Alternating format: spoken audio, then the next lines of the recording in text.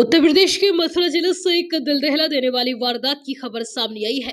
यहाँ इश्क में अंधी हुई एक बहू ने ऐसा खौफनाक खेल खेला कि सुनकर आपकी भी रूह कांप जाएगी।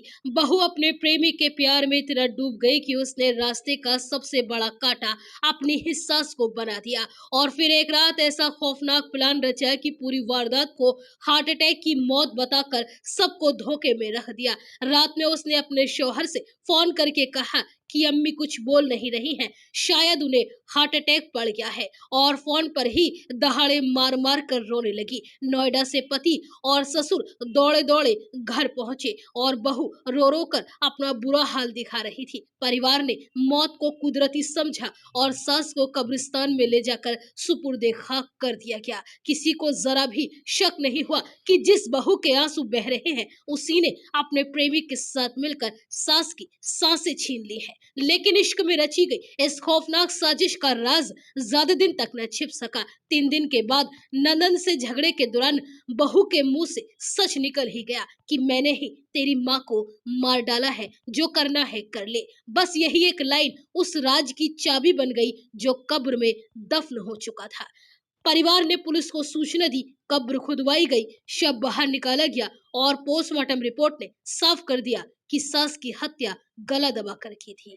दरअसल ये पूरा मामला थाना राया क्षेत्र का है। यहाँ भंकरपुर भसेला गांव के रहने वाले 50 साल के अनवर अपनी पत्नी अनवरी के साथ रहते हैं। उनके बेटे आमिर की शादी साल 2020 में हाथरस के गांव कोटा कपूरा की रहने वाली 24 साल की हिना के साथ हुई थी। अनवर ने अपनी बेटी अमीना की भी शादी हाथरस में ही की है। अनवर और आमिर दोनों नोएडा में ड्राइवरी का काम करते हैं। घर पर पत्नी अनवरी और बहू हिना ही रहती थी। 2 मार्च की रात बहू हिना ने पति आमिर को फोन किया और कहा अम्मी कुछ बोल नहीं रही हैं, उनको हार्ट अटैक आया है, लगता है कि अब वो नहीं रही। ये सुनते ही आमिर और उसके पिता गांव आए। इसके बाद रोती बिलखती बेटी अमीना भी घर आ गई। 3 मार्च को परिवार वालों और रिश्तेदारों की मौजूदगी में सास को कब्रिस्तान में दफनाया गया। अनवरी की मौत के बाद परिवार गम में डूबा हुआ था। बेटी अमीना घर पर ही थी। 6 मार्च को खाना बनाने को लेकर हिना और अमीना की बहस हो गई और फिर बौखलाहट में बहू हिना के मुंह से अम्मी की हत्या की बात निकल गई। हिना ने कहा मैंने तेरी माँ को मारा है, जब तू मेरा बाल भी बांका कर ले, तुझे भी मैं खत्म कर दूंगी। ये सुनते ही बेटी अमीना के पैरों तले से जमीन खिसक गई और उसने फौरन पिता और भाई को पूरी बात बताई। अमीना की बात सुनकर ससुर अनवर ने अगले दिन यानी 7 मार्च को आसपास के लोगों से बातचीत की। लोगों ने उन्हें बताया कि पड़ोस का रहने वाला 19 साल का आदिल का हिना के साथ काफी मिलना जुलना था। वह अक्सर हिना से मिलने घर आता था। कई बार उसे रात में घर आते और सुबह बाहर जाते हुए भी देखा था। इससे अनवर को पूरी बात समझ आ गई। उन्होंने 8 मार्च को पुलिस से हिना के खिलाफ शिकायत दी। पुलिस ने कानूनी कार्यवाही शुरू की। 9 मार्च को डीएम से कब्र से शव निकलवाने की मंजूरी ली। 10 मार्च को सास का शव कब्र से निकाला गया। इसके बाद पुलिस ने शव को पोस्टमार्टम के लिए भेजा और देर रात रिपोर्ट में सास की हत्या की बात सामने आ गई।